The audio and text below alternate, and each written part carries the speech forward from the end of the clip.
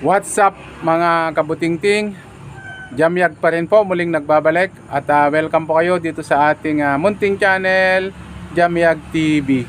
Hello everyone, kamusta kayo? Siyempre, huwag natin kalimutan. Please like and subscribe. Kanino? Kay Jamyag TV. Shoutout, ingat lagi. Stay safe. Please like and subscribe Jamyag TV. God bless. See you soon. Yan. Huwag natin kalimutan. Ano nga bang atin mga kabutingting? Wala lang naman, gaya ng dati, sabot-sabot lang, tapno at dalang pagtutungtungan tayo. Ang video natin ngayon ay may kinalaman sa ginawa kong amplifier na inverter pa. Ayan, kita nyo, naka-ready na. At ayan, mag-ikot-ikot. Mag-recorrida. Nakaset na. So, sabi ko, dito na natin magagamit yung DIY na pinakita ko sa inyo na amplifier na inverter pa. Dito mga kabutingting, hindi na natin kailangan ng generator. Hindi na rin natin kailangan ng malaking battery dahil ito ay matipid. So ito ay na-flex ko na at naipakita ko na sa mga previous kong vlog na ito ay amplifier and at the same time inverter. At sa mga ganitong pagkakataon, mga nangangailangan ng pang-ikot-ikot at maging sa pangangampanya, pwede nating magamit ito. Pagka pang-ikot-ikot din lang naman mga kabutingting, sakto na ako sa tunog nito at pakita ko na lang mamaya i-flex ko lang muna Bali, ang laman nito dati ay OCL 506. So ito ay board ni Hoson Jupiter.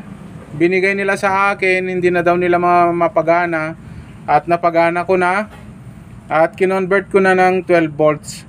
So yung laman nito dati na OCL 506 ay alam nyo naman ako, isang gamitan lang. Ginamit ko na naman yun sa ibang vlog Kaya ito na siya. Ito na po mga kaputingting yung simple setup natin Gaya nga ng sabi ko,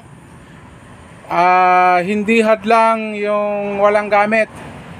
Pwede ka pa rin mag sound system kahit wala kang gaanong budget katulad ko At ganito lang yung setup niya Ayan, so bali ayan na siya. So kung lamang yung may sasakyan pero kung katulad tayo ng estado, pwede mong gayahin itong mga ganitong setup. Ito, pwede kang gumawa ng amplifier na inverter pa at hindi na nangangailangan ng malaking battery. Okay, ang battery lang nito ay maliit lang. Papakita ko. Ito lang po yung battery na ginagamit ko Isipin mo mga kabutingting sa mga ganitong kalaking battery, kahit maghapon na yan, basta naka-under lang itong motor, siyempre tumatakbo naman itong motor, hindi na ito nadadrain at kayang-kaya na niyang supplyan itong ating amplifier na inverter pa. So ito yung ating mixer lumang-luma na rin talaga. Itong mixer natin ay 110 volts, kaya nagka-transformer tayo. Gumamit tayo ng transformer doon at isinaksak ko dito sa outlet ng amplifier. Kung gagamit tayo ng B12 na mga amplifier, yung mga B12 X4 na mga amplifier o yung mga car amp, pwede naman.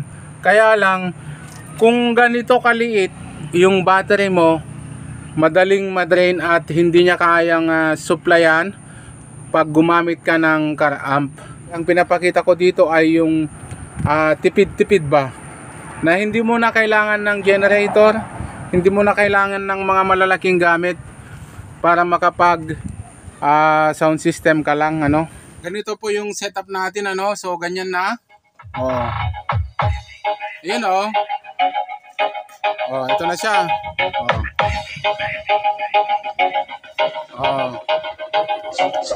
Check the test, 1 2 check.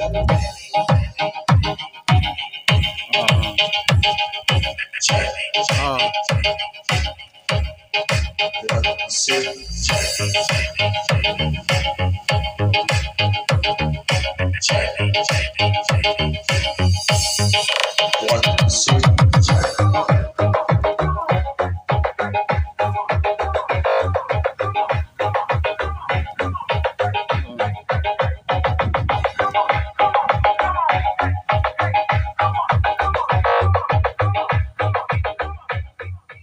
So hindi na natin kailangang magdala pa ng battery na malaki.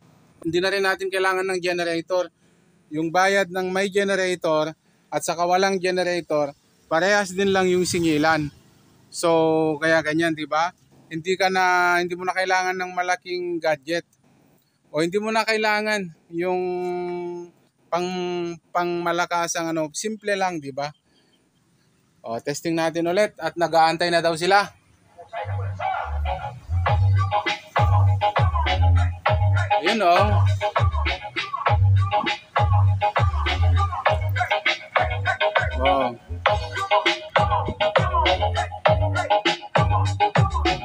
Ito siya, oo.